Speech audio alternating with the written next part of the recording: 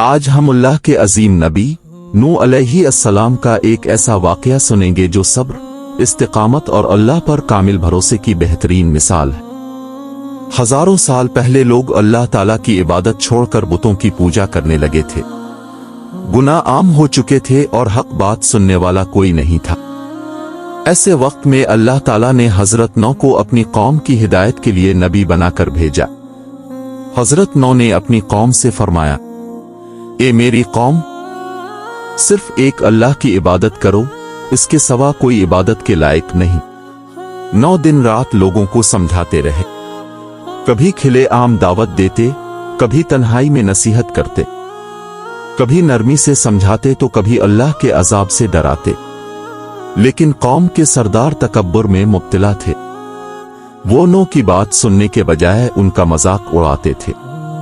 وقت گزرتا گیا، سالوں پر سال گزرتے رہے۔ حضرت نوح نے 1-2 سال نہیں بلکہ 950 سال تک اپنی قوم کو اللہ کی طرف بلایا۔ اتنی طویل مدت میں بھی بہت کم لوگ ایمان لائے۔ جب قوم کی ہٹ دھرمی حد سے بڑھ گئی تو اللہ تعالیٰ نے حضرت نوح کو خبر دی کہ اب جو لوگ ایمان لانے والے تھے وہ آ چکے ہیں، باقی لوگ ایمان نہیں لائیں گے۔ پھر اللہ تعالیٰ نے نوح کو ایک عظیم حکم دیا، ایک بڑی کشتی تیار کرو۔ حضرت نوح نے اللہ کے حکم پر فوراً عمل شروع کر دیا۔ وہ لکڑیاں جمع کرتے اور کشتی بناتے تھے۔ جب قوم کے لوگ وہاں سے گزرتے تو ہنستے اور کہتے، اے نوح، تم تو نبی تھے، اب بڑائی بن گئے ہو، خشک زمین پر کشتی کیوں بنا رہے ہو؟ لیکن حضرت نوح ان کی باتوں کی پرواہ کیے بغیر اپنا کام کرتے رہے۔ انہیں یقین تھا کہ اللہ کا ہر حکم حکمت سے بھرپور ہوتا ہے۔ آخر کار کشتی تیار ہو گئی۔ پھر اللہ تعالیٰ کا وعدہ پورا ہونے کا وقت آ گیا۔ آسمان پر سیاہ بادل چھا گئے، زوردار بارش شروع ہو گئی۔ صرف آسمان ہی سے پانی نہیں برسا بلکہ زمین کے چشموں سے بھی پانی ابل پڑا۔ اللہ تعالیٰ کے حکم سے حضرت نوح ایمان والوں کو کشتی میں لے آئے۔ جانوروں کے جوڑے بھی کشتی میں سوار کیے گئے۔ پھر کشتی اللہ کے نام سے چل پڑی۔ پانی مسلسل بڑھتا گیا۔ دریا، میدان اور بستیاں سب پانی میں ڈوب گئیں۔ یہاں تک کہ بڑے بڑے پہاڑ بھی پانی کے نیچے آ گئے۔ اس دوران حضرت نوح نے اپنے ایک بیٹے کو دیکھا جو ایمان نہیں لایا تھا۔ انہوں نے محبت بھرے انداز میں آواز دی، بیٹے، ہمارے ساتھ کشتی میں سوار ہو جاؤ اور کافروں کے ساتھ نہ رہو۔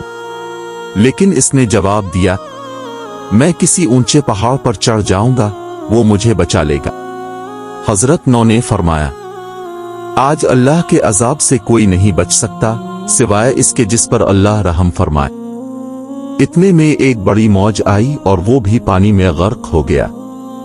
طوفان کئی دنوں تک جاری رہا۔ پھر اللہ تعالیٰ نے حکم دیا کہ بارش رک جائے اور زمین پانی کو جذب کر لے۔ آہستہ آہستہ پانی اترنے لگا اور کشتی ایک پہاڑ پر جا ٹھہری۔